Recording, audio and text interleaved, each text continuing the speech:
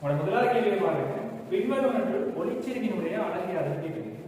அப்ப ஒளிச்செறிவுன்னு சொன்னோம் என்ன, செறிவுன்னு சொன்னோம் என்ன, ஒரு அழகு மேற்பரப்பு காரணம்னு சொன்னா அந்த அழகு மேற்பரப்புக்கு செங்குத்தா அழகு நேரத்துல கூட ஒளிச்சக்தியின் அளவு தான் நாங்க என்ன சொல்லுவோம், ஒளிச்செறிவுன்னு சொல்லி சொல்லுவோம். அப்ப நாங்க அந்த ஈக்குவேஷனை வச்சு நாங்க என்ன செஞ்சு கொள்ளலாம், எங்களுக்கு தேவையான சமன்பாட்டை எடுத்து கொள்வோம். எப்படி இப்ப நான் படிக்கிறேன், அழகு நேரத்தில் செய்யப்பட்ட வேலைக்கு தான் என்ன படிக்கிறேன், வலுவு படிக்கும். ஸோ அந்த அழகு நேரம் அப்படின்னு அழகுன்னு சொல்லப்படுற விஷயம் என்ன செய்யும், எங்க சமன்பாட்டுல கீழே வரக்கூடியதா இருக்கு. இப்ப இந்த இடத்துல ஒளிச்செறிவுங்கிறது அழகு நேரத்துல அழகு மேற்பரப்புக்கு செங்குத்தாக போற ஒளிச்சக்தி அழகு. ஸோ அழகு மேற்பரப்பு அழகு நேரம் படிக்காத அது ரெண்டும் என்ன செய்யும், கீழே வரும், சக்தி என்ன செய்யும். அப்ப உங்களுக்கு தெரியும், நான் சக்தியை வந்து ஜூல் அளந்து கொள்ளலாம். அதே மாதிரி மேற்பரப்பு அளவு மீட்டர் வர்க்கம் வரும், நேரம் செகண்ட் வரும். ஸோ இதில் அழகு என்ன வரும், joule metre minus 2 second minus வந்து உங்களுக்கு கிடைக்கக்கூடியதாக இருக்கு. அஞ்சாவது ஆன்சர் வரும். சரிதான். அடுத்தது இங்கே டெசிபல்ன்றது வந்து ஒளிச்செறிவு அளவு கிடையாது. நிறைய பேர் டெசிபல் ஆன்சரும் போட்டுருது. டெசிபல்ன்றது ஒளிச்செறிவு மட்டத்தில் அளவாக இருக்கு. சரிதான். டெசிபல் எடுத்து போனீங்கன்னா டெசிபலுக்கு வந்து அளவு இருக்கு, ஓகே, பட் அது பரிமாணம் இருக்காது. என்ன காரணம், எந்த டெசிபல்ன்றது உங்களுக்கு தெரியும், ஒளிச்செறிவு மட்டம் வந்து நீங்க பார்க்கும்போது அந்த லொகுக்குள்ள அந்த சமன்பாடு என்ன செய்யும், மாறப்படியாது. நம்மளுக்கு என்ன செய்யாது, அதுக்கு பரிமாணம் வராது, அழகு மட்டும் இருக்கு. இதெல்லாம் என்ன செய்யவே கேள்வி.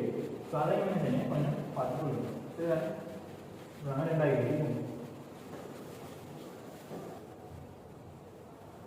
ஒரு ரெண்டாவது கேள்வி பாருங்க. நகர முழுவதும் காட்டியவற்றின் பிரதான அளவீடானது 0.5 மில்லிமீட்டர் பிரிவுகளாக பிரிக்கப்பட்டுள்ளது. 50 வேணியர் பிரிவுகள் 49 பிரதான பிரிவுகளுடன் பொருந்துகின்றன. இதன் மூலம் 6.78 மில்லிமீட்டரின் வாசிப்பு பெறப்பட்டுள்ளது. வேணியர் அளவீடையில் எத்தனையாவது பிரிவு பிரதான அளவீட பொருந்துகின்ற மாதிரி கேள்வி இருக்கு. உங்களுக்கு தெரியும், வேணியர் கருவியால நீங்க வாசிப்பெடுக்க போறீங்க, ஒரு வேணியர் கோட்பாடு பயன்படுத்தப்படுற கருவியால நீங்க வாசிப்பெடுக்க போறீங்கன்னா இந்த வாசிப்பு ரீடிங் உங்களுக்கு என்ன வரும், ஒன்று பிரதான அளவீடால வரப்படுற வாசிப்பு கொண்டு வரும், பிரதான அளவீடை வாசிப்பு கொண்டு வரும். அதோட வேணியர் அளவீடை வாசிப்பை நீங்க என்ன செய்வீங்க, கூட்டி போட்டு உங்களுக்கு வந்து தோற்ற வாசிப்பு கிடைக்கும். சரிதான். இப்ப இதுல ஒரு பிரதான அளவீடை வாசிப்புன்றது நீங்க என்னவா இருக்க போகுதுன்னு சொன்னா, கருவிட இடைவெளியை வந்து 0.5 மில்லிமீட்டர். அப்ப பிரதான அளவீடால நீங்க 0.5 மில்லிமீட்டர் மடங்குகள் என்ன செய்யலாம், இங்க வாசிப்பை எடுத்துக்கொள்ளலாம். உதாரணமா இப்ப 0.5 1 0.5 2 அப்படின்ற மாதிரி நீங்க என்ன செய்யலாம், பிரதான அளவீடையை பாவிச்சு வாசிப்பு எடுத்துக்கொள்ளலாம். அப்ப இப்போ ஒரு வாசிப்பு வந்து உதாரணமா நான் 0.5 வச்சுக்கொள்றேன், 0.5 1. இப்ப 0.5 மில்லிமீட்டரை நான் என்ன செய்யலாம், பிரதான அளவீடை யூஸ் பண்ணி எடுக்கலாம். 1 மில்லிமீட்டரை நான் என்ன செய்யலாம், பிரதான அளவீடை யூஸ் பண்ணி எடுத்துக்கொள்ளலாம். இது ரெண்டுக்கும் இடையே ஒரு வாசிப்பு வருது. உதாரணமா நான் வாசிப்பேன் 0.55 மில்லிமீட்டர் வச்சுக்கொள்றேன். இப்ப இந்த வாசிப்பை எடுக்கிறதுக்கு நான் என்ன செய்வோம், இங்க பிரதான அளவீட வாசிப்போட சேர்த்து இங்க அந்த மிச்சமுள்ள வாசிப்பு, அதாவது மிச்சமுள்ள 0.05 மில்லிமீட்டர் நான் எதை யூஸ் பண்ணி எடுக்க வேண்டியதா இருக்கு, எங்க வேணியர் அளவீடை பாவிச்சு எடுக்க வேண்டியதா இருக்கு. அதாவது பிரதான அளவீடையில 0.5 மடங்குல வர வாசிப்பை எடுத்துக்கொள்ளலாம். அந்த மிச்ச வாசிப்பு இருக்குதானே, அதை நீங்க வேணியர் அளவீடு, அதாவது வேணியர் அளவீடை யூஸ் பண்ணி என்ன செய்யலாம், எடுக்கக்கூடியதா இருக்கு. அப்ப இந்த இடத்துல எங்களுக்கு தரப்பட்ட வாசிப்பு வந்து 6.78 மில்லிமீட்டர். சரிதாங்க, 6.78 மில்லிமீட்டர். அப்ப இதுல நீங்க 6.5 மில்லிமீட்டர் வரை மெயின் ஸ்கேல் யூஸ் பண்ணி வாசிப்பு எடுத்துக்கொள்ளலாம். இல்லைங்க, 6.50 மில்லிமீட்டர் வரை பிரதான அளவீடை பார்த்து எடுக்கலாம். மிச்சமுள்ள 0.28 மில்லிமீட்டர் எடுத்தாங்க நீங்க யார் உதவியை நடவடிக்கிறாரு, வேணியர் அளவீடை எடுக்க வேண்டியது. சரி, அப்ப வேணியர் அளவீடை பார்த்தீங்கன்னு சொன்னா முதலாவது கருவியை வாசிப்படுகிறதுனால நான் முதலாவது செய்ய வேண்டிய வேலையை நீங்க பார்க்கணும். அப்ப இந்த கருவியை இன்மைக்கு உங்களுக்கு என்ன வரும், ஒரு பிரதான பிரிவு வந்து 0.5 மில்லிமீட்டர், எத்தனை வேணியர் பிரிவுகள் இருக்கு 50. உங்களுக்கு கருவியை இன்மைக்கு 0.01 மில்லிமீட்டர் வரும். அப்ப இந்த 0.28 மில்லிமீட்டர்ன்றது இந்த வேணியர் அளவீடை வாசிப்பு. பிரதான அளவீடை வாசிப்பு வந்து 6.5 மில்லிமீட்டர், வேணியர் அளவீடை வாசிப்பு 0.28 மில்லிமீட்டர். இப்போ வேணியர் அளவீடை வாசிப்பு எப்படி எடுப்பீங்க, வேணியர் அளவீடை எத்தனையாவது பிரிவு ஒரு பிரதான அளவீடு, அந்த பிரதான அளவீடை பிரிவோட பொருத்து பார்க்கணும். இல்லைங்க, வேணியர் அளவீடை எத்தனாவது பிரிவு ஏதாவது ஒரு பிரதான அளவீடோட பொருத்து பார்ப்பீங்க. அப்படி ஒரு ஆள் தான் பொருந்துவாங்க தவிர ரெண்டு மூணு என்ன செய்யாது பொருந்தாது. ஒரு சந்தர்ப்பத்துல வாசிப்பு எடுக்க போறீங்கன்னா ஒரு வேரியன் பிரிவோட ஒரு பிரதான பிரிவு என்ன செய்யக்கூடியதா இருக்கு, பொருந்தக்கூடியதா இருக்கு. ஸோ அந்த வேலை நாங்கள் எடுக்கும்போது எங்களுக்கு என்னென்ன வரும், அந்த இழிவு எண்ணிக்கையை எத்தனையாவது பிரிவு பொருந்துன்னு போட்டு போட்டு நாங்கள் அதை பெருக்கணும்னு சொன்னால் எங்களுக்கு வாசிப்பு வரும். ஸோ இங்கே எங்களுக்கு பிரிவுகள் எண்ணிக்கை என்னென்ன வரும், 28 வருது. அதாவது வேணியர் அளவிலேயே 28வது பிரிவு ஏதாவது ஒரு பிரதான அளவியோட இங்கே என்ன செய்யும் பொருந்துன்றத நீங்க பார்த்துக்கொள்ளும். சரிங்களா? இப்போ உங்களுக்கு ஆன்சர் 4வது ஆன்சர் வரும் 28 28வது. ரைட்? 3வது கேள்வியை பாருங்க.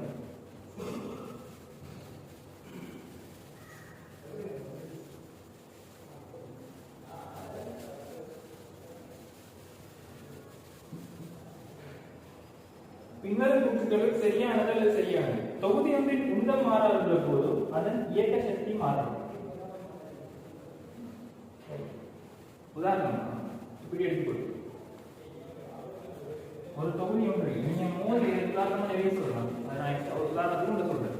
உதாரணமா உங்க மோதிகையில நாங்க பிரதானமா ரெண்டா பிரிச்சுக்கொள்ளும். ஒன்று பூரண மீள்தன்மை மோதிகை, பூரண மீள்தன்மையற்ற மோதிகை, இடைப்பட்ட மோதிகையும் இருக்கு. ஆனா நாங்க பிரதானமா ரெண்டா பிரிச்சுக்கொள்ளும். பூரண மீள்தன்மை மோதிகை, பூரண மீள்தன்மையற்ற மோதிகை. அதுல பூரண மீள்தன்மை மோதிகை, பூரண மீள்தன்மையற்ற மோதிகை, இதுல இந்த பூரண மீள்தன்மை மோதிகையை நீங்க பாத்தீங்கன்னு சொன்னா அதுக்கு சில விஷயங்கள் இருக்கு. என்னது, மோதிகையில நாங்க புறவிசை காக்கிறது என்ன சொல்றோம், அங்க உந்தம் காக்கப்படுகிற மாதிரி சொல்றோம். எந்த டிரெக்ஷன்ல நாங்க சமன்பாடு பாவிக்கிறோம் அந்த டிரெக்ஷன்ல புறவிசை இல்லாட்டி பொருளுக்கு குறித்த பொருளா இருந்தா அந்த பொருளுக்கு உந்தம் காக்கப்படும். அது ஒரு தொகுதியாக இருந்தா அந்த தொகுதிக்கு என்ன செய்யும், உந்தம் காக்கப்படும். அப்ப உந்தம் காக்கப்படணும்னா அடிப்படையான விஷயங்கள் என்ன, அந்த தொகுதியோ அந்த பொருளுக்கோ என்ன இருக்கக்கூடாது, புறவிசைங்கிற ஒரு விஷயம் இருக்கக்கூடாது. அப்படி இல்லாட்டி அந்த உந்தம் என்ன செய்யுது, காக்கப்படும். சரி, அப்ப புறவிசை இல்லாட்டி ஒரு குறிப்பிட்ட மோதிகையில என்ன செய்யப்படும், உந்தம் காக்கப்படும். எந்த டிரெக்ஷன்ல சமன்பாடு வாய்க்கிறோமோ அந்த டிரெக்ஷன்ல புறவிசை இல்லாட்டி அந்த உந்தம் காக்கப்படும் மாதிரி சொல்லி சொல்லலாம். அந்த திசையில உந்தம் காக்கப்படும். அதே நேரம் சக்தி காக்கப்படும் என்ன மாதிரி சொல்லுவார். இதுல ரெண்டு விஷயம் சொல்லுவார். அதாவது பூரண மீள்தன்மை மோதிகை, பூரண மீள்தன்மையற்ற மோதிகையில வந்து சக்தி காக்கப்படுவார், உந்தம் காக்கப்படுவார், ஒருமுறை சக்தி காக்கப்படுவார். இப்படி 3 விஷயத்தை பற்றி கதைப்பார். இதுல உந்தம் காக்கப்படுங்கிறது எல்லா எந்த மோதிகையா இருந்தாலும் பிரச்சனை இல்லை.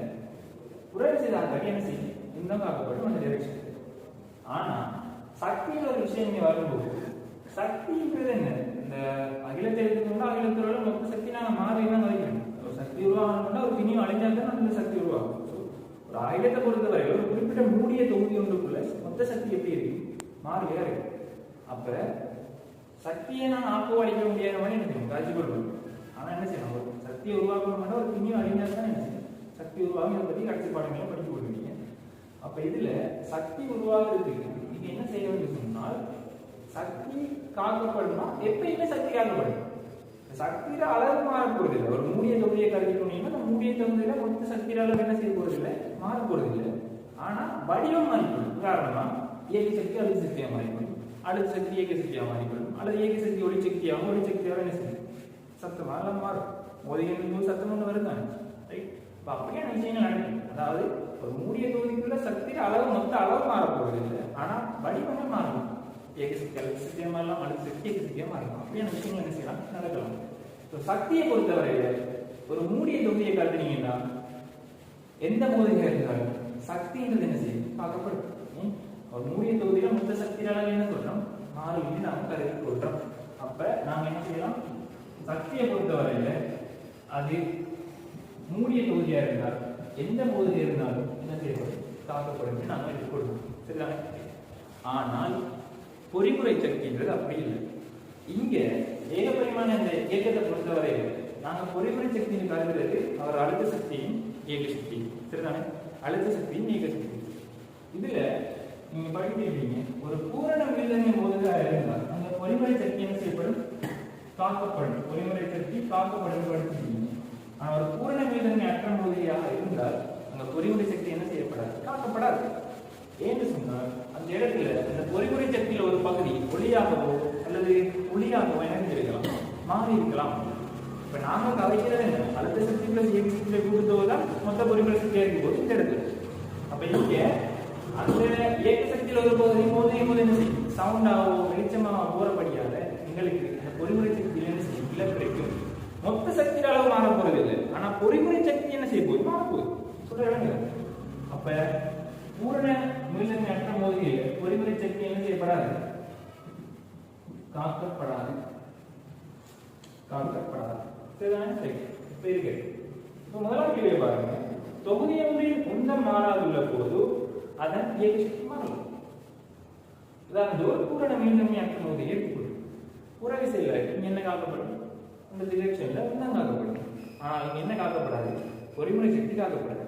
சோ அழுத்த சக்தி மாறல. உதாரணமா ஒரு நேர்கோட்டிலிங்கிற பொருள்னா அழுத்த சக்தியில மாற்றம் இருக்காதுன்னு வைங்க. அழுத்த சக்தி மாறல, அங்க பூரண மீள்தன்மையற்ற மோதி ஒன்று நடக்குதுன்னா அப்ப எந்த சக்தியில மாற்றம் வரும், இயக்க சக்தியில மாற்றம். ஏன்னா மோதியின் போது ஒளியா போறதால பொறிமுறை சக்தியில இழப்பு வரைக்கும் பார்த்தோம். சோ அது என்னவா மாறி இருக்கு, இழந்த பொறிமுறை சக்தி அங்க ஒளியாக என்ன செஞ்சிருக்கலாம், மாறி இருக்கலாம். சோ அவர் இயக்க சக்தி மாறலாம்ன்றது சரியா இருக்கு இயக்கம். அதுல இப்படி நீங்க பார்க்கலாம். உதாரணமா ஒரு குண்டு வந்து ஓய்வுல இருக்கு. அப்ப ஓய்வுல இருந்தது சொன்னால் ஓய்வுல உள்ள குண்டு வந்து அப்படியே கிடையா வெடிக்குது. வெடிச்சு துண்டெல்லாம் கிடையா போகுது. ஒரு வெப்பமான தரையில ஒரு குண்டு ஒன்று இருக்கு. அந்த குண்டு வெடிக்கிறதால என்ன நடக்குது, கிடையா எல்லா துண்டுலையும் குண்டுகள் வந்து பரவி ஒவ்வொரு வேகத்தோட போகுது. சரிதானே? அப்ப ஆரம்பத்தில் ஓய்வுல உள்ள குண்டு வெடிக்குது. வெடிப்பின் என்ன வெடிப்பு, அகவெடிப்பா இருக்கக்கூடும். அகவெடிப்புன்னு சொன்னால் அது துண்டுகள் போக சரண்டாக்குது. அப்ப இந்த புறவிசையில தானே. அப்ப இந்த தொகுதியை பொறுத்தவரையில் ஆரம்பம் பூச்சியம் என்றா எல்லா குண்டும் வெடிச்சு கிடையாதான் நகர்ந்து நாங்கள் கருதுன்னு சொன்னால் இது இன்னும் என்னவா இருக்கும், நிச்சயமா இருக்கும். ஒப்பமான தரையில வைக்கப்பட்டு வெடிப்பாளவாதம் அகவிசை புறவிசை சொந்தம் காக்கப்படுது நாங்கள் எடுத்துக்கோண்டோம்னா அந்த கிடையா போற இடத்துல ஆரம்பத்தில் ஓய்வுல இருந்து உள்ள அந்த எல்லா துணிக்கைகளும் இப்ப என்ன செய்யுது, குறிப்பிட்ட வேகத்தோட வீசப்பட்டு எரிய போகுது. ஸோ அவர் ஒரு இயக்க சக்தி வருதா இல்லை, வருது. இப்ப இங்க அழுத்த சக்தியில மாற்றம் இல்லை. அழுத்த சக்தியில என்னது, அவர்ல ஆரம்ப உந்தங்கள்ல மாற்றம் இல்லை. ஆனா ஆரம்பத்துல அவர் இயக்க சக்தி நிச்சயமா இருந்தது. இப்ப என்ன செய்யுது, அவர் ஒரு இயக்க சக்தி வருது. அப்படின்னு நாங்க என்ன செய்யலாம், உதாரணங்களை பார்த்துக்கொள்ளலாம். பே கூட்டு சரியா இருக்கு. பி கூட்ட பாருங்க. தொகுதி ஒன்று துணிக்கைகள் இயங்கிக் கொண்டுள்ள போது அதன் திணிவு மையம் நிலையாக இருக்கலாம். எப்படி, உதாரணமா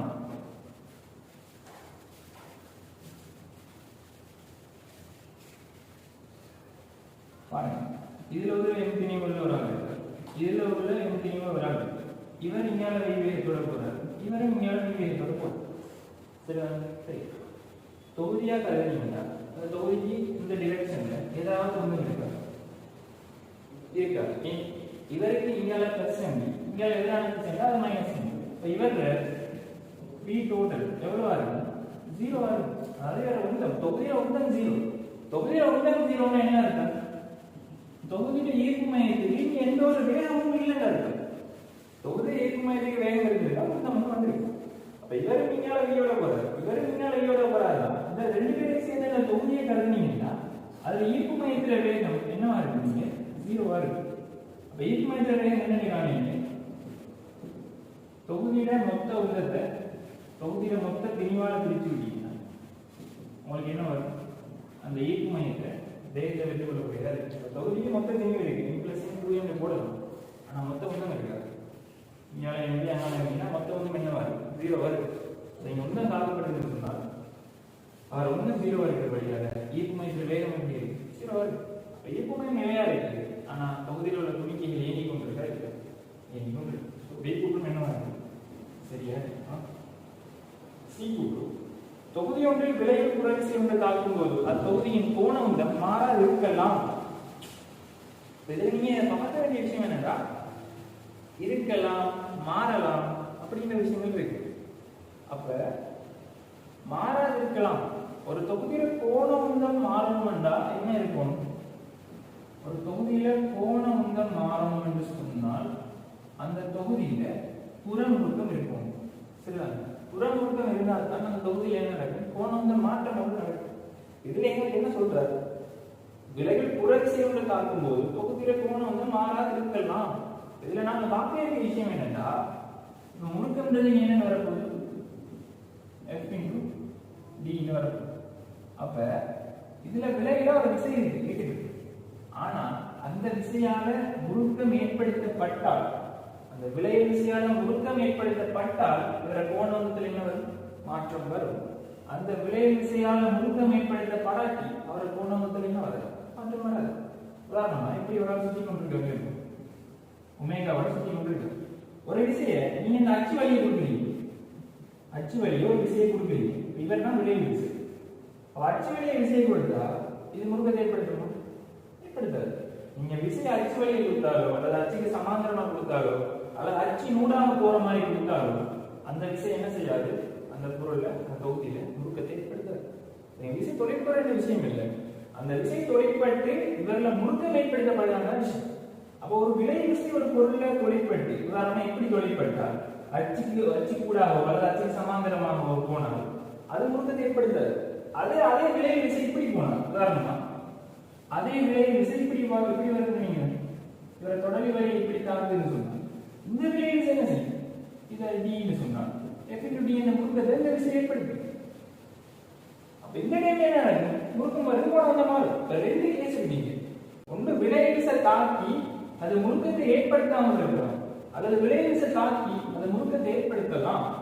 அப்ப ரெண்டு சான்ஸும் இருக்கு. ஒன்று கோணம் மாறலாம் அல்லது மாறாமல் இருக்கலாம். இந்த இடத்துல மாறாமல் இருக்கலாம் சொல்றாரு. இந்த சந்தர்ப்பத்தை பொறுத்தவரையிலும் மாறாமல் இருக்கலாம். இதே மாறாமல் இருக்க வேண்டும் என்று அவர் சொல்லியிருக்காருன்னா இந்த சி கூட்டு பிள்ளையா வந்துருக்கு.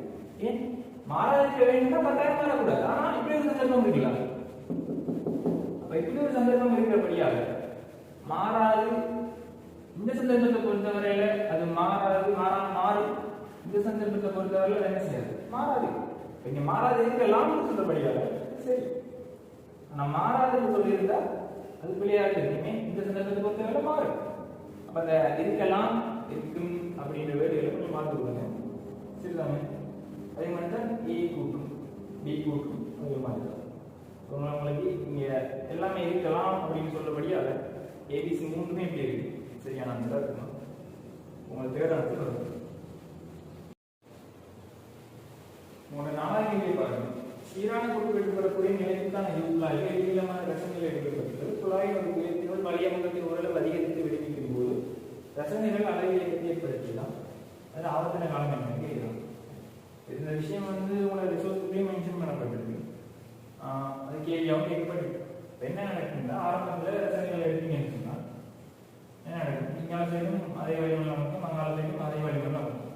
இப்போ என்ன நடக்குதுன்னு சொன்னால் இந்த எல்லையமான ரசனைகள் உங்களுக்கு தெரியும். ஒரு திரவம் ஓய்வில் இருக்குன்னு சொன்னால் இப்போ ஓய்வில் உள்ள ஒரு திரவத்தில் ஒரே கிடைமட்டத்தில் அமைக்கும் என்ன நடக்கும்? சமனாக இருக்கும் ஓய்வில் உள்ள திரவத்தில். அப்ப அதுக்கு இன்னொரு விஷயம் என்னன்னா இப்ப இந்த இடத்துல ஆரம்பத்துல ஈக்குவலா இருக்கு, சமநிலை இருக்கு. ஏன்னா இங்காலையும் அதே வழிமுறை அமைக்கும், நம்மளாலையும் அதே வழிமுறை அமைக்கும். இப்ப என்ன நடக்க போகுதுன்னா நம்ம யோசிச்சோம், சும்மா இந்த முனையை மூடி போட்டு இதுல நாங்க அதோட வழியை ஒதுக்கி எடுத்து சொன்னால் இங்க என்ன நடக்கும்?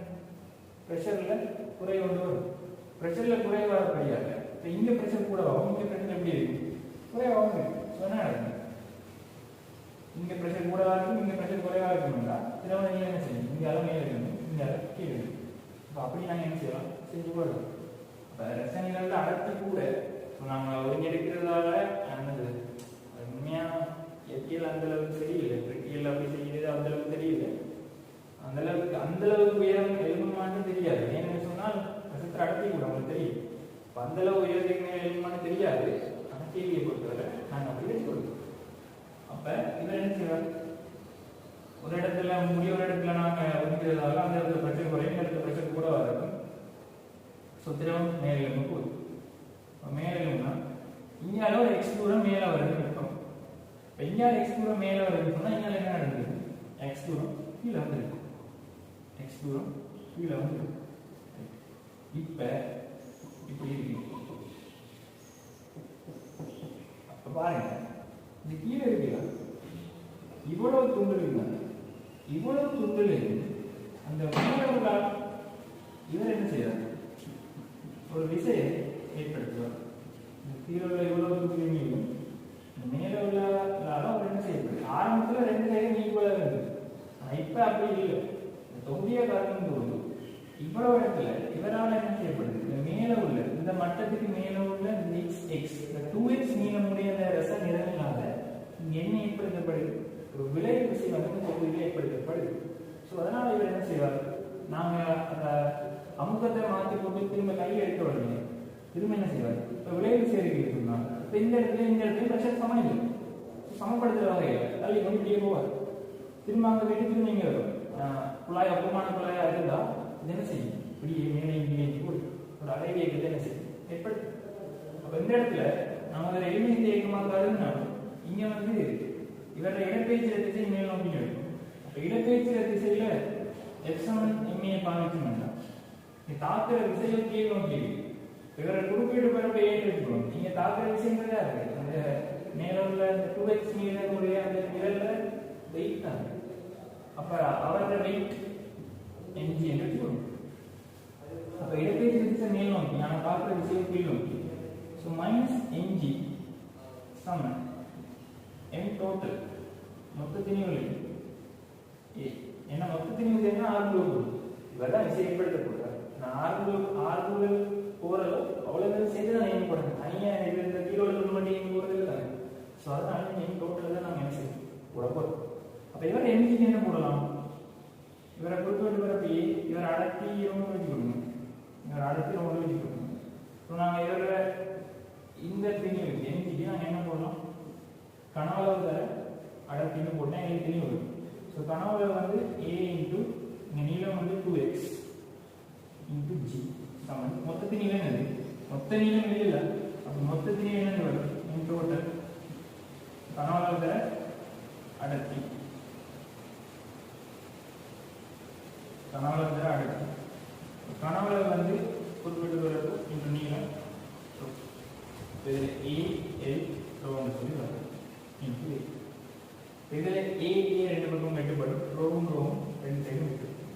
உங்களுக்கு 2g over l x Saman a இது வரும். இது எளிமை செய்கிறதுக்கு ஏற்ற மாதிரி நீங்கள் மாற்றி எடுக்கிறேன்னா உங்களுக்கு என்ன வரும், a Saman 2g over l முழுவதும் வர்க்கம் இந்த x போடணும். இது என்ன வடிவத்துக்கு வருது, a சமன் மைனஸ் ஒமேகா வர்க்கம் x என்ற வடிவத்துக்கு வரும். ஒரு சமன்பாடு எளிமை செய்யணும் இருக்கணும்னா நம்ம என்ன செய்யணும், அது a சமன் மைனஸ் ஒமேகா வர்க்கம் x என்ற சமன்பாட்டுக்கு ஏவ அங்கே நடக்குதுன்னு சொல்லி நாங்கள் ப்ரூவ் பண்ணி காட்டணும். அப்படிதான் நீங்கள் எளிய ஊசலுக்கோ வெயிச்சலுக்கோ என்ன செஞ்சிருக்கீங்க ப்ரூவ் பண்ணி எடுத்துருக்கீங்க. ஸோ எங்களுக்கு சமன்பாடு எப்படி வருது, ஒமேகாட பெருமானம் நீங்கள் என்ன வருது √2g over l.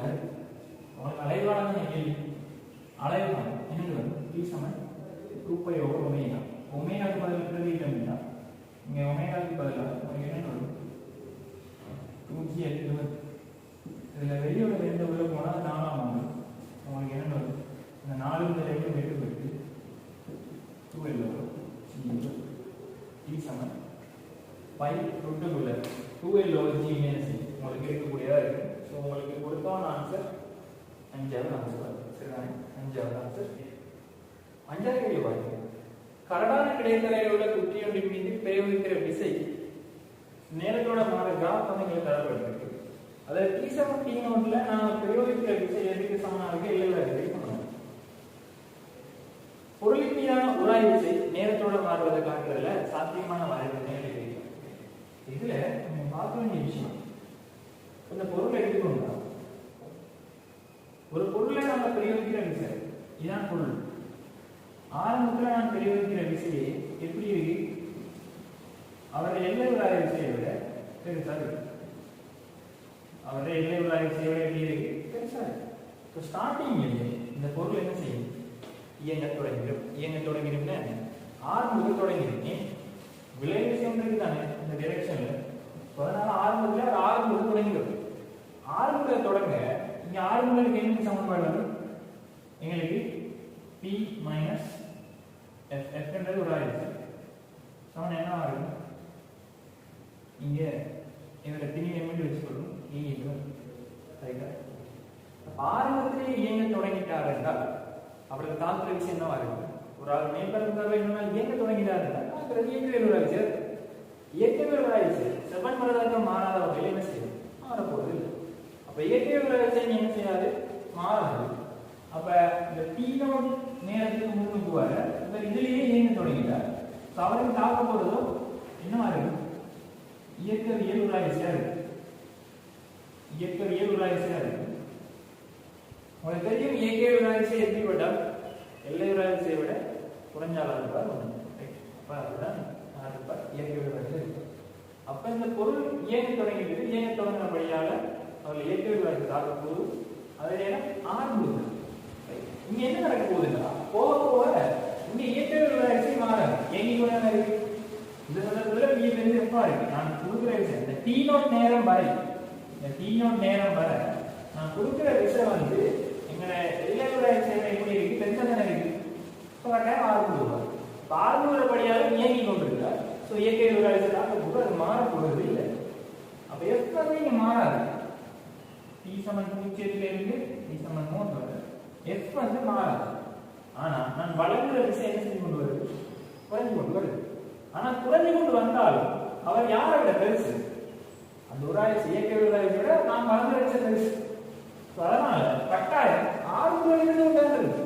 ஆனா என்ன பிரச்சனை நான் வளர்ந்த விஷயம் குறையிறபடியாக வளர்ந்த விஷயம் குறையுது. ஆனா F விட குறையுது. அந்த டைம் கேப்ல T0 வர நான் வளர்ந்த விஷயம் குறையுது. ஆனா F விட குறையுது. சோ கட்டாயம் ஒரு விளைவிச்சு அந்த டிரெக்ஷன்ல இருக்க போகுது. அவர் ஆர்பிஐ கொண்டு இருக்க போறாரு. ஆர்பிஐ குறைக்கிறது அது பிரச்சனை இல்லை. ஆர்பிஐ இருக்குதுன்னா வேகம் என்ன செய்யும் கூட தம்பு ஆர்பிஐ ஓய்வு இருந்தாலும் வச்சுக்கிறோம். ஓய்வு இருந்தாலும் நாங்க என்ன செய்யறோம் இப்படி விஷயம் கொடுத்தோம்னா ஆர்பிஐ தொடங்குறாரு. ஆர்பிஐகள் குறையுது போக போக ஆர்பிஐ குறைஞ்சு கொண்டு போகுது. ஆனா ஆர்பிஐ குறைஞ்சாலும் ஆர்பிஐ இருக்குதாங்க. ஆர்பிஐ இருந்தா அவர் என்ன செய்வார் கட்டாயம் அந்த வேகம் கூட தான் போகும். அப்ப படிப்படியாக கூடி கூடி கூடி இந்த T0 என்ற நேரம் வரும்போது T0 என்ற நேரம் வரும்போது எப்படி இருக்கு இந்த B வந்து F இப்படி இருந்தாலும் அங்க தாக்குறது யாரு இயற்கை உராய்ச்சி தானே. இயற்கை உராய்ச்சி வந்து என்ன செய்ய போகுது இங்க மாறி போதில்லை. அப்ப அதுக்கு முன்னுக்கு உதாரணம் அந்த T0 நேரத்துக்கு முன்னுக்கு இங்க இயற்கை உராய்ச்சி தாக்கி கொண்டு அப்ப F0 என்பது இயற்கை உராய்ச்சி. அப்ப அப்பையும் F விட பெரியா இருக்கும். ஸோ டைம் போக போக போக கொஞ்சம் டைம் போக போக தான் நான் வளர்கிற விசை யாருக்கு சமனா வரும்னா இயற்கை உராய்ச்சிக்கு சமனா வரும். யாருக்கு இயற்கை உராய்ச்சிக்கு சமனா வரும். இப்ப நான் வளர்கிறது இயற்கை உராய்ச்சிக்கு சமனா வந்து அப்ப இதுவரைக்கும் இந்த சந்தர்ப்பம் மாற வரைக்கும் அவர்ல வேகம் இருந்தது. இவர் ஆர்பிஐ கொண்டிருந்தார் வேகம் கூடிக்கொண்டு இருந்திருக்கு. இந்த சந்தர்ப்பம் வர வேகம் கூடி கூடி ஒரு மேக்சிமம் வேகத்தை இவர் என்ன செஞ்சிருப்பார் பெற்றிருக்கு. ஒரு மேக்சிமம் வேகத்தை அவர் பெற்றிருப்பார். அதுக்கு பிறகு என்ன நடக்க போகுதுன்னா நான் வளர்கிற விசை இயற்கையியல் விசையை விட குறையும். நீங்க செய்யக்கூடாது. இப்ப இயற்கையியல் விசை சமனா வந்துட்டுதானே திரும்ப இப்படி இறங்கி பழைய வழிபாடு பார்த்தீங்கன்னு வச்சுக்கோங்க. வேகம் இருக்கிறவரை அங்க என்ன இருக்கு இயற்கையியல் விசை தான் இருக்கு. ஸோ இப்ப P சமன் FA வந்துட்டு 6 முதல் இந்த கணக்குல 0 ஆயிடுது. இந்த கணக்குல 6 முதல் 0 ஆயிடுது. என்னதான் 6 முதல் 0 ஆனாலும் அவர் மேக்ஸிமம் அவ்வளவு நேரம் ஆடக்கூடிய ஒரு வேகத்தை பெற்றிருப்பாங்க. இங்கிட்டு வர நேரம் 6 முதல் குறைஞ்சு இந்த இடத்துல 6 முதல் 0. ஸோ அதை விட 6 முதல் இருந்தது. வேகம் கூடி இருக்கு. வேகம் கூடினபடியாக வேகம் இருந்தாலும் இயற்கையியல் விசை இருக்க போகுது இந்த இடத்துல. ஸோ நாங்க இந்த குட்டியை கருதும் போது இந்த இடம் வரைக்கும் அவருக்கு இயற்கை விசை இருக்கு. பிறகு அதை தாண்டி இங்க இப்ப இதுக்கு பிறகு என்ன நடக்க போகுதுன்னா நான் வளர்ந்ததை விட இயற்கை விசை தெரியாது. இதுக்கு பிறகு குறிப்பிட்ட டைம் டேபிளுக்கு பிறகு நான் வளர்ந்த விசையை விட இயற்கை விசை எப்படிப்பட்டா கீழே வரும் ஜாப் இப்படி போகுது. ஆனா இயற்கை விசை எப்படி இருக்கு அதுல பருவனை விட நான் வளர்ந்தாலும் என்ன அப்ப இப்ப நான் வளர்ந்ததை விட இவர் தெரியாது. அந்த பொருள் இப்ப எனக்கு போகுது அமர்ந்த போது ஏன் ஆரம்பத்தில் இங்காட் டிரெக்ஷன்ல விளைவிக்கிறது. இப்ப இயற்கை விசை நான் வளர்ந்த விசையை விட பெருசு. விஷயம் தான் இருக்கு இங்க இருந்தா அவர் அமர்ந்து போறார். அமர்ந்து வேகம் என்ன செய்யும் குறையும். வேகம் குறையுது ஆனாலும் வேகம் இருக்குதானே. சொட்டை கொஞ்ச நேரத்துக்கு என்ன இருக்கு வேகம் இருந்தாலும் இயற்கை விசை அப்படி ஒரு கட்டத்துல நம்ம என்ன இருக்கலாம் வேகம் குறைஞ்சு படிப்படியா அவர் ஓய்வு போறாரு இருந்து கொள்ளலாம். சாத்தியமான ஒரு கேள்வி இருக்காரு. ஓய்வு வருவதாக கருத்து சொன்னால் ஓய்வுக்கு வந்துட்டாருன்னு வைங்க, ஏதோ ஒரு குறிப்பிட்ட டைம் எப்போ ஓய்வுக்கு வந்தார், அதாவது இந்த கேப்ல அவர் ஓய்வுக்கு வந்துட்டார். ஓய்வுக்கு வந்தா அந்த குறிப்பிட்ட கணக்கில் ஓய்வுக்கு வந்துட்டாருன்னு சொன்னால் இப்ப நான் என்ன செய்யப்படும், ஓய்வுக்கு வந்தா ஏற்கனவே செய்யாமல் இருக்கும். ஆனால் நான் வழங்குற விஷயம் தொடர்ந்து இன்னொன்று தான் இருக்கு. உங்களுக்கு ஒரு விஷயம் தெரியும், பொருள் வந்து நான் வழங்குற விஷயம் பொருள் இயங்க பொருள் ஓய்வில் இருக்கு.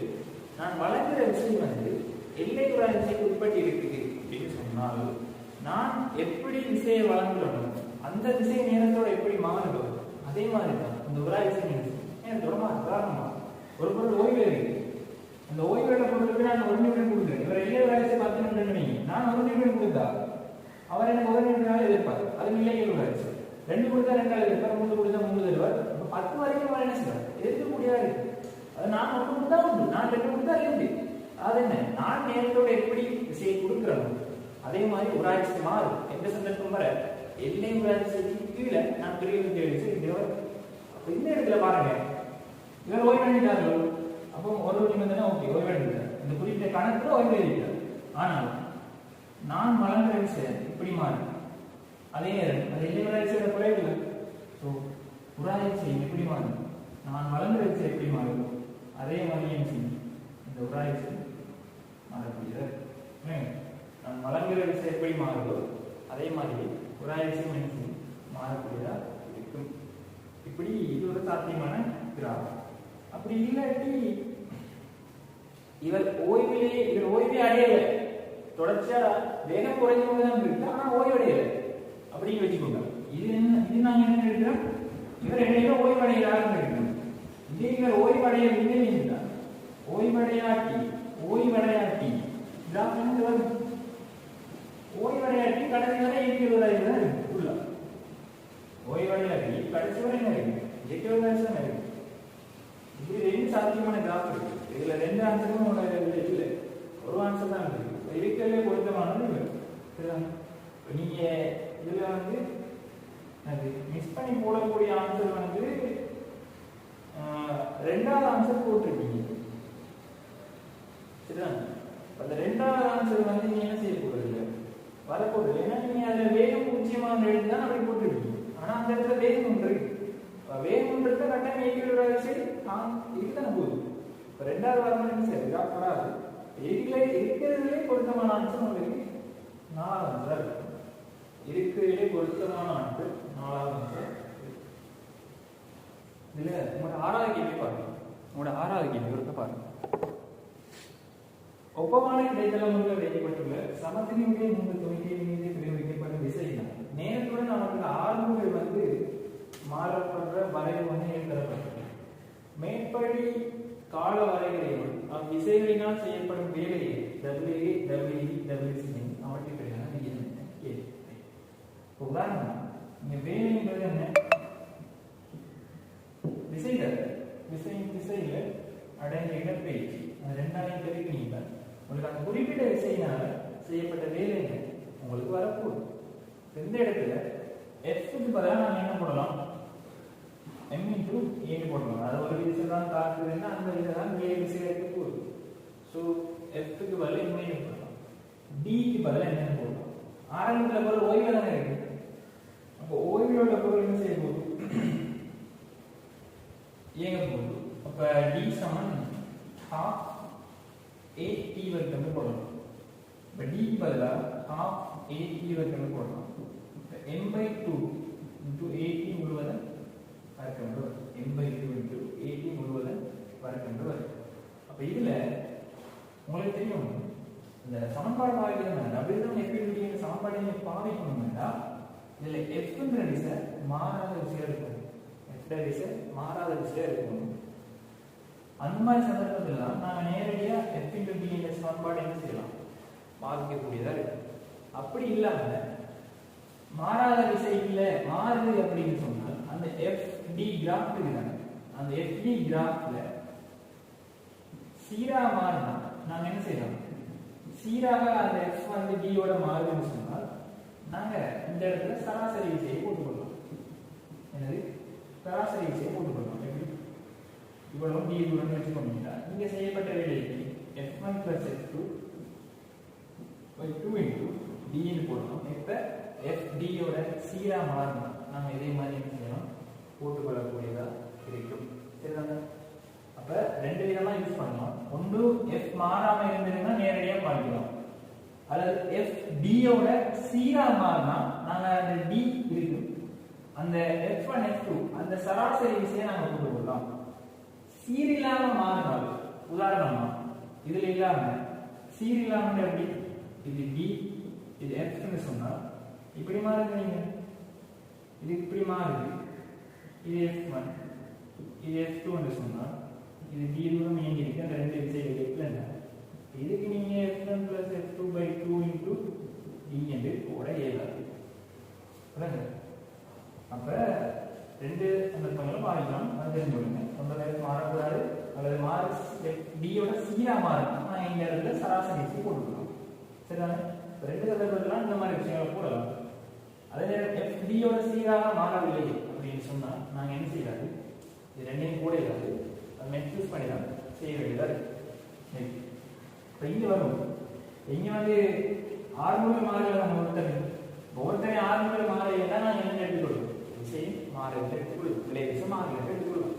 அப்ப இந்த இடத்துல உங்களுக்கு செய்யப்பட்ட வேலை, இப்ப நீங்க f டி கிராஃப் படிச்சிருக்கீங்க. அப்ப அந்த f டி சமம் m × delta தான் வருது. அப்ப f × t m × delta. அப்ப எங்களுக்கு ft கிராஃப் தந்தா f ன்றது விலை விஷயம், t ன்றது டைம். எந்த கிராஃப் தந்தா நாங்க என்ன செய்வோம், ft க்கு பதிலா f × t க்கு பதிலா ft கிராஃப் பரப்பு என்னது இந்த இடத்துல போட்டுக்கொள்வோம். உண்மை இல்லையா? அதே மாதிரி தான் இங்க 18 ல தந்துருக்கு, உங்களுக்கு என்ன கிராஃப் தந்துருக்கு, 80 கிராஃப் தந்துருக்கு. அந்த 80 பதிலா நீங்க என்ன போடலாம், அந்த 80 கிராஃப் பரப்பை நீங்க என்ன செய்யலாம், போட்டுக்கொள்ளலாம். அப்ப இந்த இடத்துல WA WB WC கான விகிதம் மூன்று பேருக்குமே சமவிகிதம் சொல்லிட்டாங்க. m/2 m/2 மூணு பேருக்குமே என்ன செய்யும், வெட்டுப்படும். இப்ப இவരുടെ 80 கிராஃப் பரப்பு இருக்கும், இவരുടെ 80 கிராஃப் பரப்பு இருக்கும். மூன்று பேருமே 80 கிராஃப் பரப்புகளுக்கு இடையிலான விகிதத்தை நீங்க பாத்தீங்கன்னா ஓகே. இப்ப A பார்த்தீங்கன்னா என்ன 4 தடவை வந்து இப்ப 4 அதெல்லாம் பாத்தீங்கன்னா B பார்த்தீங்கன்னா 3 தடவை 4 ஸோ 12 அதுல வரலாம். அதையெல்லாம் பார்க்கல, நான் சும்மா சொல்லிக்கொள்ள போறேன், அதையெல்லாம் ரெண்டு பேர் வருது. வேற C பார்த்தீங்கன்னா 5 தடவை வந்து 5 வர்க்கமா உங்களுக்கு நாட்டு என்ன வருது, 4 வர்க்கம் 12 வர்க்கம் 5 வர்க்கம். இதுதானே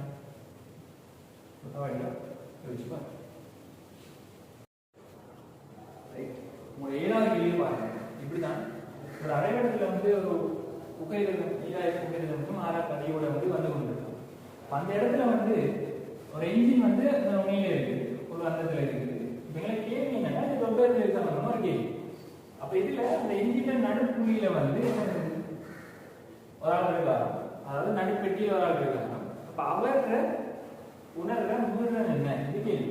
இங்க நீராவி பெட்டி வந்து 200 லட்சம் மீறலை பிறப்பிக்குது, அவர் பிறப்பிக்கிறது அவர் உணர்றது என்ன அப்படின்னு கேள்வி.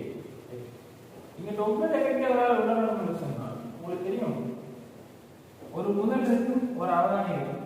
இதனால புள்ளி ஒளிமுதல் புள்ளி அவதானியா தான் இருக்கும். அப்ப இந்த இடத்துல ஒரு புள்ளி ஒளிமுதலுக்கும் புள்ளி அவதானியை இணைக்கிற கோடு வழிக்கு சார்பு வேகம் இருந்தது சொன்னால் அந்த அவதானி அந்த ஒளிமுதல் விடுவிக்கிற அந்த நிகழ்வுகளில் மாறுபட்ட நிகழ்வு என்ன செய்வார், அவர் அந்த முதலுக்கும் அந்த அவதானியையும் இணைக்கிற கோடு வழிய ஒரு சார்பு வேகம் இருந்தது என்று சொன்னால் என்ன நடக்கும், அவர் முதல் உருவாக்குறதை விட ஒரு வேறுபட்ட நிகழ்வை உணர்வார்.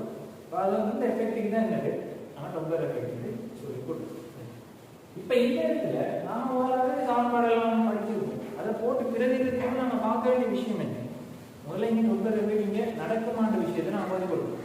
அதாவது இந்த முதலையும் இந்த அவதானியை இணைக்கிற கோடு வழியை சார்பு வேகம் இருக்காதுன்னு வராது பார்க்கணும். இப்ப என்ன செய்வோம்,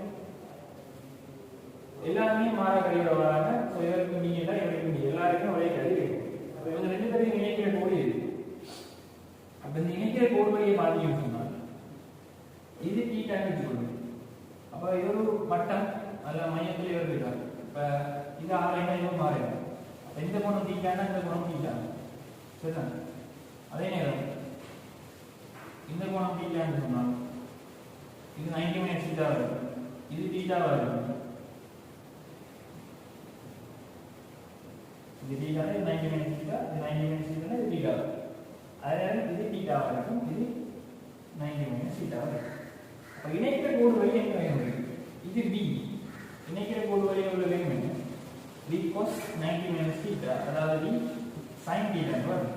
இவருக்கு என்ன வருது? b cos theta, b sin theta. இணைக்கிற கோடு வழி இதற்கு என்ன வேணும்? b sin theta. இதுல முதல் இருக்கு, இதுல அவதானி இருக்கு. ரெண்டு பேரையும் இணைக்கிற கோடு வழி ரெண்டு பேரும் எப்படி இருக்கு? சமமாக. சோ இணைக்கிற கோடு வழி முதலுக்கும் அவதானிக்கும் இடையில ஏதாவது சார்புகள் இருக்கா? இல்லை. அதனால அந்த அவதானி எந்த வித தொட்டத்தை உணர மாட்டார். தொட்டத்தில் இந்த விஷயம் அவருக்கு அந்த விளைவு வந்து அவர்கள் இருக்காது. அதாவது என்னன்னா, இவர் எந்த மீனா ஒளித்தமிஞ்சை பிறப்பிக்கிறாரோ அதே மீன் தான் அவர் என்ன செய்வார்? உணர்வார். மீனல் எப்ப மாற்றம் வரும்? இணைக்கிற கோடுகளே சார்புமே வருதான் தான் மீனல் மாற்றம் வரும். சார்பு என்ன இல்லை, என்ன நடக்காது. அவர் உணர்ந்த மீன்கள்ல மாற்றம் இருக்காது. ஆகவே இவர் என்னத்தை பிறப்பிக்கிறாரோ அதுதான் அவர் கேட்பார். கேட்கிறது என்ன வசனம்? அவருக்கு 200 ஹெர்ட்ஸா இருக்கு. சொல்லாம 200 ஹெர்ட்ஸா இருக்கு.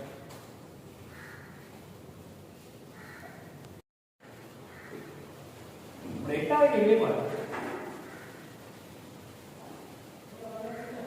இடைவெளி தீட்டாவானது உயரத்துடன் இடைத்தரையில் தெரிவிக்கப்பட்ட பொருளானது அதன் அதிக உயரத்தை அடையும் போது சராசரி வேகம் என்று.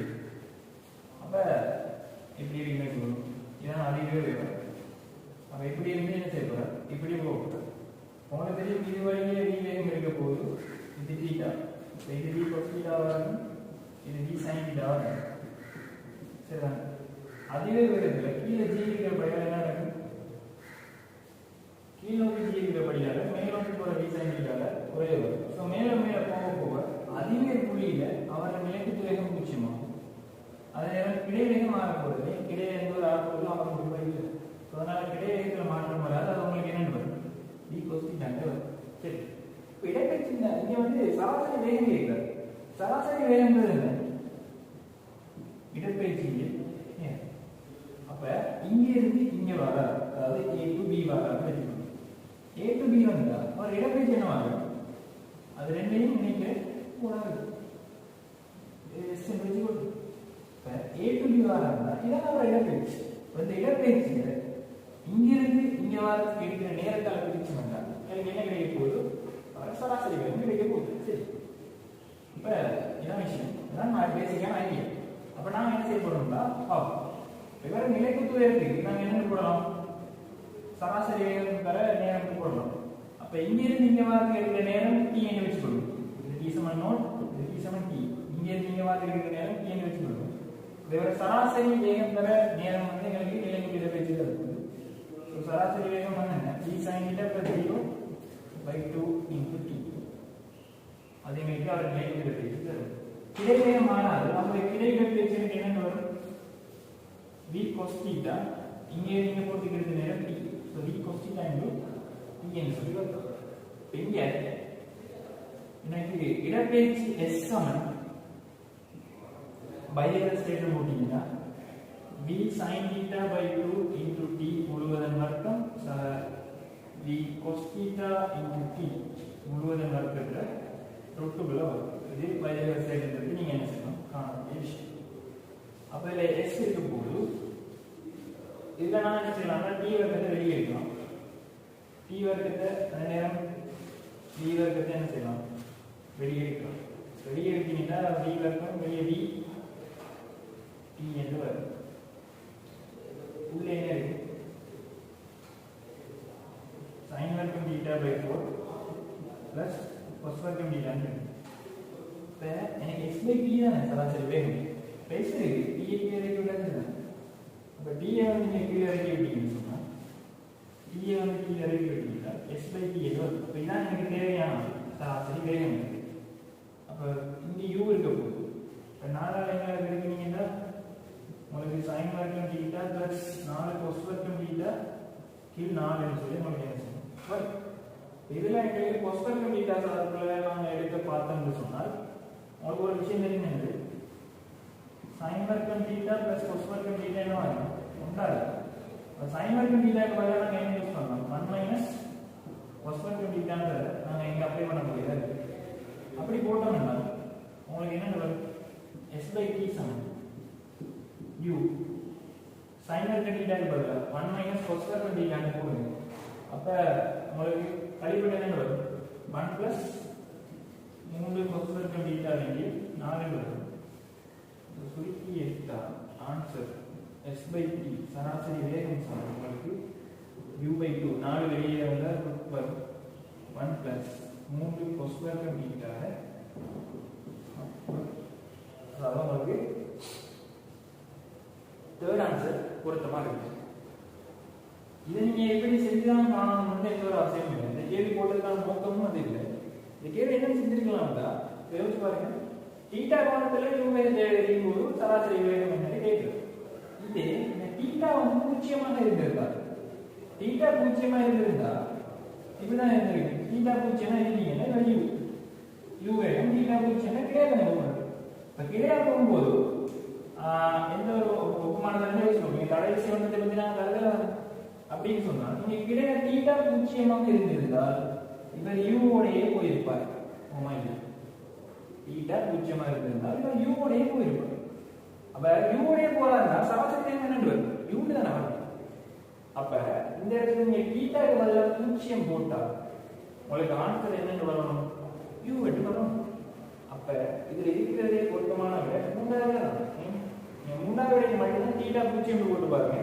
கொஸ்பருக்கு பூஜ்ஜியம் 1 வரும். 3 3 4 4 உறுப்புக்குள்ள வந்தா 2 2 விட்டுப்பட்டு ஆன்சர் யூ வந்து சொல்லி வரும். அப்ப அப்படி சிம்பிளா யோசிக்கலாம். அப்ப அதுக்கு தான் கேள்வி போட்டது. ஏன்னா சில மாதிரி இந்த மாதிரி சில கேள்விகளை நீங்க என்ன செய்யலாம்? இப்படி யோசிச்சு கொள்ளலாம். பிறதைய கூட மாதிரி கொஞ்சம் கேள்விகள் வருது. எல்லா கேள்வியும் அப்படி யோசிக்கலாது. சில கேள்விகளை அப்படி யோசிக்கலாம்.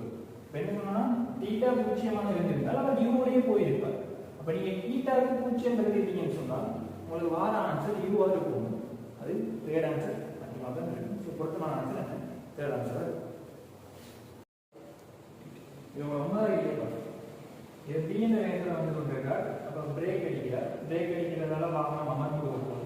அமர்ந்து என்ன செய்யக்கூடாது? அந்த மதுரை மோதக்கூடாதுன்னா எல் மினிமம் எவ்வளவு இருக்கும்னு கேட்குறாங்க. இப்ப வீர வேகத்தோட வாராங்க. மதுரை மோதக்கூடாதுன்னா என்ன நடக்கும்? இவர்கிட்ட வரும்போது இந்த வாகனம் இவர்கிட்ட வரும்போது வேகம் பூஜ்ஜியமாகும் இல்லைங்க. அல்லது அதுக்கு முன்னாலே என்ன செஞ்சிடலாம்? பூஜ்ஜியம் ஆயிருக்கலாம். அது இவர்கிட்ட வந்து என்ன செய்யணும்? பூஜ்ஜியமாகும். ஆனா எங்களுக்கு எது மினிமம் தானே கேட்கிறாங்க. அப்ப எது மினிமம் கேட்கிறபடியால நாங்க என்ன செய்யறோம்? இந்த நிபந்தனையை கருத்தில் கொள்றோம். அப்ப அவடத்துல வந்து அவர் என்ன செய்ய போறார்? ஓய்வடைய போறார். அப்ப எங்களுக்கு சாம்பாடு என்ன வரும்? v1 சமம் u1 2a போட்டீங்கன்னு சொன்னால் இறுதி வேகம் பூஜ்ஜியம், ஆரம்ப வேகம் v1 minus 2as 2as சமம் v1. இப்ப s தான் நீங்க எல்லா இருக்கு. l சமம் என்ன வருது? v வர்க்கத்தின் கீழ் 2a வருது. சரியா? இதுல v வர்க்கம் தரவுல இருக்கு 2 ஓகே, a எங்களுக்கு தெரியாது. அப்ப இதுல l மினிமமா இருக்கும்னு சொன்னா a எப்படி இருக்கும்? மேக்ஸிமமா இருக்கும். l மினிமமா இருக்கும்னா a மேக்ஸிமமா இருக்கும். இப்ப நான் யோசிக்க வேண்டியது என்னன்னா இவர் கவலவு கூடாது, ஆனா r முதல் மேக்ஸிமமா இருக்கும். இவர் கவலாத வகையில இந்த r முதல் அதாவது இங்க டைரக்ஷன்ல r முதல் இங்க அமர்ந்துள்ள இங்க r முதல். அப்ப கவலாத வகையில இதற்கு மேக்ஸிமம் இருக்கக்கூடிய r முதல் நான் தேடி பிடிக்கணும். அப்ப அது என்னன்னு பாக்குறது அப்படின்னு பார்த்தா நான் வந்து இதுல வாகனம் சார்பா இவர்கள் தாக்குற விஷயங்களை கருதுறேன். வாகனம் சார்பா இவர்கள் தாக்குற விஷயங்களை கருதுனா எஞ்சிய போடுவேன். ஆரம்பத்துல வாகனம் ஓய்வு இல்லை. அப்ப எம்ஜிஆர் ஒன்றுக்கு நேரா இருக்கு. வாகனம் ஓய்வு இருக்கு சொன்னால் எம்ஜிஆர் தான் இருக்க போகுது. ஸோ சமநிலையில் இருக்கும். ரெண்டு விஷயத்தாக்கி சமநிலையில் இருக்கணும்னா எப்படி ஒரே நிலைக்கு போடல பரமன் சமனாலும் விஷயத்தில் இருக்கணும். இப்படி இருக்கு. இப்ப இவர் என்ன செய்ய போறாருன்னா இயங்க போறாரு. இவர் இயங்க போறாருன்னு சொன்னால் இங்க என்ன நடக்க போகுது? கட்டாயம் இவர் சார்பாக ரெண்டு பேரும் ஒன்றோடு இருக்கணும்னா கட்டாயம் ஒரு ஆயுசை இருக்க போகுது. இப்ப இவர் இயங்க போறாருன்னா அங்க என்ன இருக்கு? ஒரு ஆயுசை ஒரு விஷயம் இங்க இருக்க போகுது. சரி, இப்ப நான் வாகனம் சார்பா இவர்ல தாக்குற விஷயங்களை என்ன செய்ய போறேன்? கருத போறேன். வாகனம் சார்பா இவர்ல தாக்குற கருத போனோம்னா என்ஜிஓ எஃப்ஓ ஆரோ மாறப்போகுது. இப்ப இவர் எங்காவது அமர்ந்துகிறார்? இங்க டைரக்ஷன்ல அமர்ந்துகிறார். சரி இந்தியாவில் அமர்ந்து அது இந்தியாவில் எப்படி இருக்கு ஆர்முல அதுக்கு எதிரானது. அப்ப ஆர்முல டைரக்ஷன் இந்தியாவில் இருக்க போகுது. இவர் ஆர்முலா இருந்தா அவர்ல டைரக்ஷன் ஒரு விஷயம் இருக்கணும் தானே. சரி வந்து ஆர்முல அவங்க இருக்க போகுது. இந்தியாவில் இருக்கு. அதே நேரம் ஆரம்பத்தில் இருந்த ஆர் இப்ப அதுல இருக்க மாட்டா, அதுல இருக்காது. ஏன் நாங்க ரெண்டு விஷயம் சமநிலை படிச்சோம், உங்களுக்கு நேரம் இருக்கணும். இப்ப ரெண்டு விஷயம் இருக்கு இல்ல. அப்ப ஆர் வந்து அதுல இருக்க போறது இல்லை. இப்ப நான் இங்க வாகனம் சார்பான விஷயம் நான் என்ன கருதுறேன். வாகனம் சார்பான விஷயம் கருதும் போது இங்க ஒரு கற்பனை விஷயம் நான் குறிக்க வேண்டியது. அந்த கற்பனை விஷயம் குறிச்சாதான் நான் என்ன செய்யலாம், ஒரு ஆரம்ப சட்டம் இங்க வாகனம் ஒரு ஏன் அவர்களோட இயங்கிட்டா அது அவர்களோட சட்டம். அப்போ ஒரு ஆரம்ப சட்டம் சார்பா நீங்க ஒரு பொருளை சமநிலையோ இயக்கத்தையோ கருதணும்னா ஒரு கற்பனை விஷயம் நீங்க என்ன செய்ய வேண்டியது, குறிக்க வேண்டியது வருது. அது எப்படி குறிப்பீங்கன்னு சொன்னால் அந்த வாகனத்துல ஆரம்பங்கள் இந்தியா டைரக்ஷன் ஏ, அதாவது அமர்வுகள் இந்தியாவில் அமர்வுகள் இந்தியாவில் ஆரம்பங்கள் இந்தியாவில் ஏ என்று சொன்னால் இவர் திடீர் எம் என்று சொன்னால் அந்த கற்பனை விஷயம் எப்படி வரும்னா என் இன்டு ஏஆ இருக்கு. ஆனால் எந்த டிரெக்ஷன்ல குறிப்பீங்கன்னு சொன்னால் வாகனம் இந்தியாவில் அமர்வு இருந்தால் அதுக்கு எதிரான திசையில பெட்டியில அந்த எம்ஏ என்ன செய்யுங்க குறிச்சு கொள்ளுங்க. சரிதானே? அப்ப எம்ஏ என்ற திசை வாகனத்துல இப்படி நாங்க குறிச்சு கொள்ளுவோம். சரி, இப்ப பாருங்க இங்கால எம்ஏ இருக்கு, இது ஆரம்ப சட்டம் சார்பா குறிக்கப்பட்ட விஷயம். அப்ப எம்ஏ விஷயம் இங்க இருக்கு, எம்ஜி என்ற விஷயம் இங்க இருக்கு. அப்ப ஆரம்பத்துல ரெண்டு விஷயங்களா இருக்கு. நாங்க சமநிலை படிச்சது அப்ப ரெண்டு விஷயங்கள சமநிலை, அடுத்தது ஒரு தரத்துல மூன்று விஷயங்கள சமநிலை படிச்சோம். அப்ப இங்க எம்ஏ இருக்கு, எம்ஜி இருக்கு, எஃப் அதே நேரம் ஆர் இருக்கு. அப்ப வாகனம் சார்பா இது சமநிலை தான் இருக்க போறாரு, புள்ளி சார்பா ஏன் கொண்டு இருக்க போறாரு, வாகனம் சார்பா எப்படி இருக்க சமநிலை தான் இருப்பாரு. அப்ப வாகன சார்பா சமநிலை இருக்கணும் என்று சொன்னால் நீங்க இந்த கற்பனை விஷயம் குறிக்காம என்ன செய்வாரு, எப்படி செய்யலாரு. அதை குறிச்சாதான் நீங்க வாகனம் சார்பா அவருடைய இயக்க சமன்பாட்டை மாதிரிலாம் சமநிலையும் எடுத்துக்கொள்ளும். அப்ப இங்கால என்ன இங்கால எஞ்சின் வருதுன்னு சொன்னால் இப்ப நான் இந்த ரெண்டையும் மாத்திர, ஆனா இந்த எஃப்ஐ ஆருக்கு நான் ஒரு விலை இருக்கு, அந்த விலை இந்த மையத்துக்குள்ள போகும். அப்படி போனால்தான் வாகனம் சார்பா ஒரு சமநிலை இருப்பாரு. வாகனம் சார்பா ஒரு விஷயம் இருக்கு. அப்ப என்ஜின்ற ஒரு விசை, என்ஜின்ற ஒரு விசை, எஃப்ஐ ஆரை விளைவுல ஒரு விசையா இருக்கு. அப்ப வாகனம் சார்பா எத்தனை விசை, மூன்று விசை இருக்கு. மூன்று விசை சமாந்தரம் விசையா, சமாந்தரமற்ற விசை. அப்ப இந்த சமாந்தரமற்ற விசைகள் சமநிலையில் இருக்கணும் என்று சொன்னால் வாகனம் சார்பா சமநிலையில் இருக்கணும் என்றால் மூன்று விசைகளுக்காக ஒரு புள்ளி கூட போகணும். அதனால இவர் என்ன செய்யறார், மையத்துக்கால போறார். அப்ப இதுல அந்த எஃப்டைய மாறுடைய விலை விசை நெட்டுன்னு வச்சுக்கொள்ளுங்க, அதுக்கும் குணாதிசைக்கும் இடைப்பட்ட கோணத்தை நீங்க வச்சுக்கணும். இப்ப என்ன நடக்குதுன்னா எனக்கு எல் மினிமம் வரதுக்கு ஏ மேக்ஸிமம் வரணும். அப்ப ஏ மேக்ஸிமம் வரணும்னா எஃப் இருக்கார்ல இந்த ஆர் வர போகுது, ஆர் சமன் எம்ஜி தான்.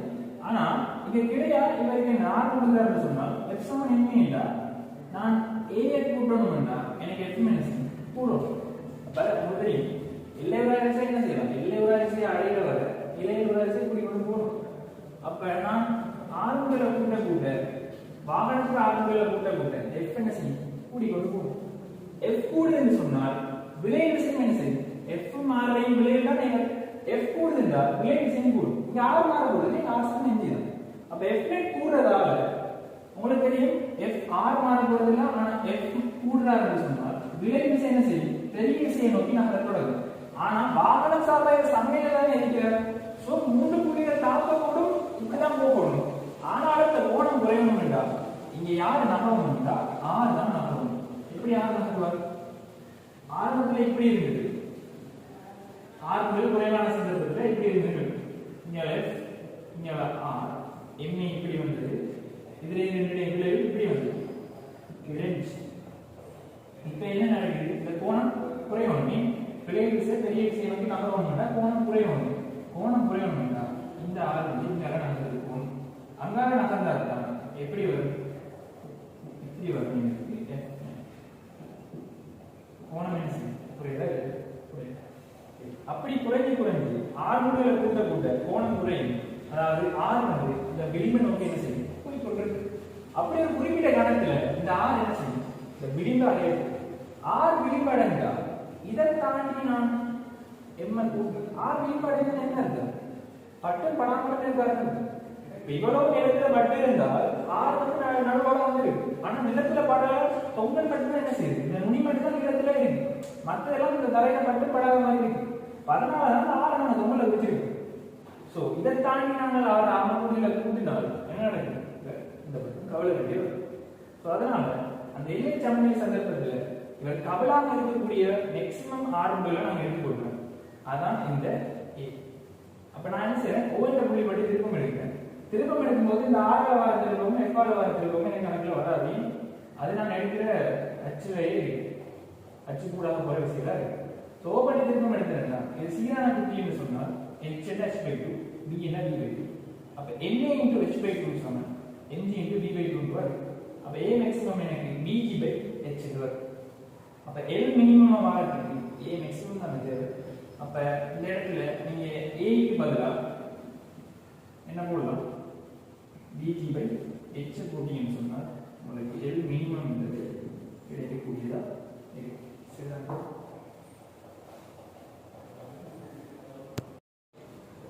ஒரு 10வது கேள்வி பாருங்க. 10வது கேள்வி. அருகில காட்டப்பட்ட v கணங்களுடைய மரக்குத்தி x அதே கணங்கள v உடைய உலோகக்குத்தி y ஒரு லேசான நீள இடைவெளியினால இணைக்கப்பட்டு என்ன செய்யலாம்? நீர்ல அமர்ந்திருக்க சமநிலையில் இருக்கலாம்.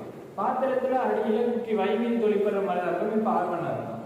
இப்பொழுது இலை வைக்கப்பட குட்டி x ஆனது என்ன? மேல் நோக்கி நகர்ந்து நீர்ப்பரப்புல அதனது கனவளை விட 2/3 பக்கம் அமர்ந்திருக்க மிதக்குது. இப்பொழுது குட்டி y மீது தொழிற்படுற மாதிரி இருக்கும் R2. R2 over R1 விகிதம் என்ன? y ல சார் அடர்த்தி 3.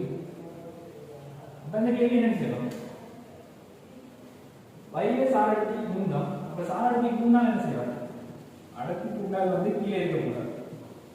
இப்ப இவர் இதுல இருப்பார். மேல வந்து அந்த குட்டி இருக்கு. ரெண்டு பேரும் கணவன் v தான். அப்ப இவர் நேர்விப்பு சார்பா நான் விசையிலே இருக்கும். இப்படி ரெண்டு பேரையும் கணவன் சமன் முற்றாக அமர்ந்திருக்காங்கன்னா வீரோஜி ன்னு மேல இருக்கு வரும்.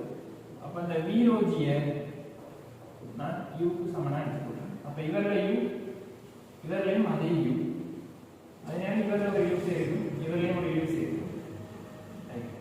மேல போய் இவரை வெட்டின உடனே மேல போய் 2/3 அமர்ந்திருக்க மிதக்கிறாரு. என்ன அவர் சார் அடர்த்தி 2/3 நீர் அடர்த்தி விளங்குதா? அதாவது இது y இது x rho x சமன் rho water into நீங்க முன்னாடி நீங்க சமன்பாடுல போட்டு என்ன செய்யலாம்? இங்கே பார்க்கலாம், நேரடியா போடலாம், நான் நேரடியா போடுறேன். அப்ப இவர வெயிட்ல நான் u சார்புல குறிக்கிறேன்னா என்ன குறிப்பேன்? கீழ் நோக்கி 2/3 யூ குறிச்சுடுவேன். உமா இல்ல இப்ப இவருக்கு u சமன் u இவர சார் அடர்த்தி வந்து 2/3 இவர அடர்த்தி வந்து 2/3 ரோட அப்படி சொல்றா u சார்புல குறிக்கிறேன்னா இவரை நிலை x நிலையில என்ன குறிச்சுக்கலாம்? 2/3 யூ குறிச்சுக்கலாம். அப்ப இவர் சமநிலையில இருக்கிறார். மேல u கீழே 2/3 யூ உண்டா? இது என்னவா இருக்கும்? u/3 u என்னவா இருக்கும்? u/3 இருக்கு. இவர சார் அடர்த்தி 3. சோ இவர மேலிருந்து சார குறிக்கோம் பண்ணா இது என்ன வரும்? 3u வரும். அப்ப கீழே 3u மேல u அதோட u/3 இருக்கேன்டா R1 என்ன வரும்? R1 சமம் 3u minus u minus u/3. ஒரு கண்டினியூஸ் சொன்னால் 5u/3 என்று வரும். R1 சமம் என்ன வரும்? 5u/3 என்று வரும். இப்ப வெட்டி விட்டாச்சு. வெட்டி விட்டால் என்ன நடக்கும்? அவர் மேலே மிதக்கிறார். அவர் மிதக்கிறது ஏந்தாங்க சொன்னால் உங்களுக்கு அவரை சாரடை காரணம் வந்து அந்த வெயிட்ல போடுறதுக்கு தான் அவர் 2/3 வந்தது. இப்ப வெட்டியாச்சு. வெட்டினா போல மேலுக்கு மாறப்படுறது u தான். அவர் வெயிட் என்ன? 3u தான். ஆனா யார் மாறுவார்? R2 மாறும். இங்க R2 சமம் என்ன வரும்? 3u minus u இருக்கும். அதாவது 2u வரும். கேள்வி என்ன? R2/R1 தான். வேற வரும் R into 5u அதாவது 2u into 5u into u கொடுத்தீங்கன்னா உங்களுக்கு R2/R1 R into 5